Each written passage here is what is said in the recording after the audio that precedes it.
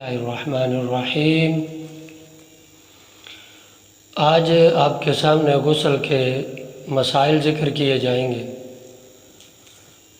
اور پھر آپ کے سامنے عرض کر رہا ہوں کہ اللہ تعالی حق بیان کرنے سے شرماتے نہیں ہیں، اس لیے آج جو غسل کے مسائل آپ کے سامنے ذکر کریں گے ان کا تعلق بھی شرم و حیا کے ساتھ ہے، سیکھنے کے ساتھ ہے۔ اس لیے جب بندہ ناپاک ہو جاتا ہے تو بندہ اور عورت دونوں ہی مسجد نہیں جا سکتے، طواف نہیں کر سکتے، اسی طرح تلاوت نہیں کر سکتے، بہت ساری عبادات بلکہ کل عبادات جو ہے نا حالت جنابت میں بندہ نہیں کر سکتا۔ اور حدیث شریف میں آتا ہے الماء من الماء، غسل فرض ہوتا ہے شہوت کے ساتھ جسم سے منی کا خارج ہونا۔ مرد کے لیے غسل فرض تب ہوتا ہے جاگتے ہوئے شہوت کے ساتھ منی کا خارج ہونا، شہوت کے ساتھ جاگتے ہوئے شہوت کے ساتھ منی کا خارج ہونا تو اس پر غسل فرض ہوتا ہے۔ سوتے ہوئے منی خارج ہو جیسے بھی شہوت سے حالت خواب میں ہو یا بغیر شہوت کے تو اس پر غسل فرض ہے۔ سوتے ہوئے بعض دفعہ بندے کو خواب کا آنا نائٹ فال، یہ عورت کے ساتھ بھی ہے اور مرد کے ساتھ بھی ہے، لیکن مرد کے ساتھ یہ زیادہ ہے اور عورت کے ساتھ ہے تو صحیح لیکن کم ہے۔ نائٹ فال مطلب خواب کی حالت میں یہ بہت کم ہوتا ہے، لیکن ایک بات یاد رکھیں، بعض ہماری عورتیں انہیں نائٹ فال ہو جاتا ہے تو جب ہو جائے تو شرمندگی کی وجہ سے وہ غسل نہیں کرتی،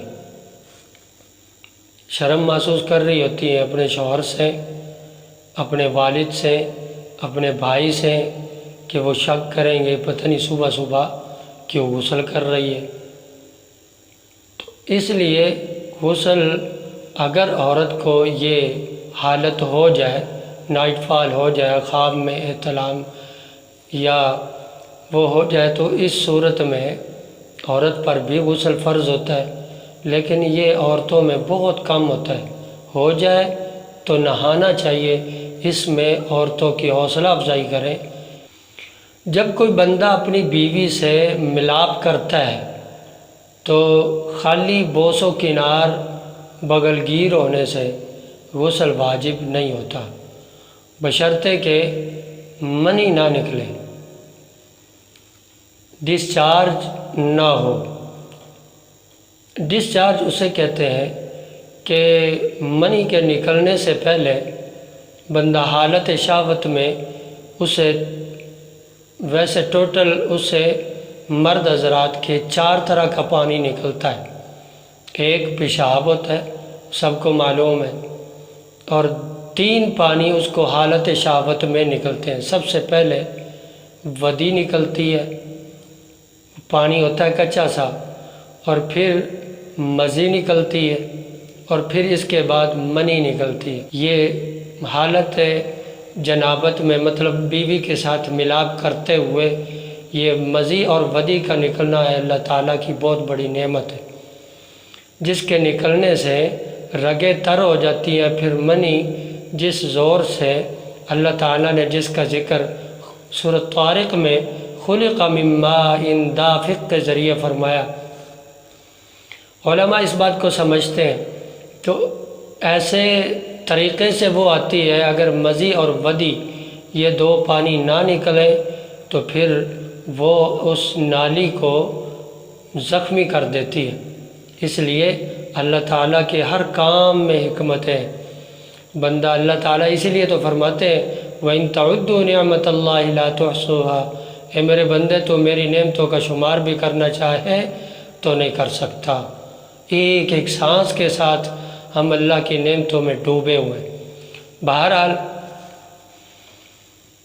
منی نکلنے کے ساتھ پہلے ودی پھر مزی اور پھر منی نکلتی ہے، تو منی کے نکلنے سے پہلے جو 2 قسم کا پانی نکلتا ہے اس سے غسل واجب نہیں ہوتا، فرض نہیں ہوتا۔ ایک اور بات غسل فرض ہونے کی کہ میاں بیوی کون سا ایسا کام کر لے جس کی وجہ سے ان دونوں پر غسل فرض ہو جاتا ہے۔ تو میاں بیوی جب ملاپ کرتے ہوئے ان دونوں کی شرمگاہیں آپس میں جب مل جائیں تو اس وقت غسل فرض ہو جاتا ہے، اور مرد کے ختنہ جو ہے وہ چھپ جائے تو غسل فرض ہو جاتا ہے۔ اگلی بات یہ ہے کہ اگر دونوں میاں بیوی صرف بغل گیر ہوں، دخول نہ ہوا ہو، بوس و کنار کیا ہو، دخول بھی نہ ہوا ہو اور ڈسچارج بھی نہ ہوا ہو، تو اس صورت میں دونوں پر غسل نہیں ہے۔ اگر صرف مزی ودی یہ 2 قسم کا پانی نکلے منی سے پہلے تو اس پر بھی غسل فرض نہیں۔ بہرحال اس کو وضو کرنا پڑے گا، وضو بہرحال ٹوٹ جاتا ہے۔ اور اس کے ساتھ اگر کوئی سو کر صبح اٹھا تو اس نے اپنے کپڑوں پر نشان دیکھے منی کے تو اس پر غسل فرض ہے، اس کو چاہے خواب یاد ہو یا نہ ہو۔ عورت پر غسل فرض ہوتا ہے ایک تو حیض سے جب پاک ہو جائے، مطلب حیض آنا بند ہو جائے، پھر بالکل بلڈ ختم ہو جاتا ہے، صرف پانی کے قطرہ، جب پانی آنا شروع ہو جائے تو وہ غسل کر سکتی ہے۔ اور حیض کی جو ہے نا کم سے کم مدت 3 دن ہے اور زیادہ سے زیادہ 10 دن ہے۔ اگر حیض 3 دن سے کم آئے تو وہ بھی حیض نہیں کہلائے گا، بیماری کا خون کہلائے گا۔ 10 دن سے زیادہ آئے تو پھر بھی وہ غسل کر کے اپنی عبادت وغیرہ شروع کر سکتی ہے۔ زیادہ سے زیادہ مدت جو میں نے عرض کی ہے حیض کی وہ 10 دن ہے اور کم سے کم 3 دن ہے۔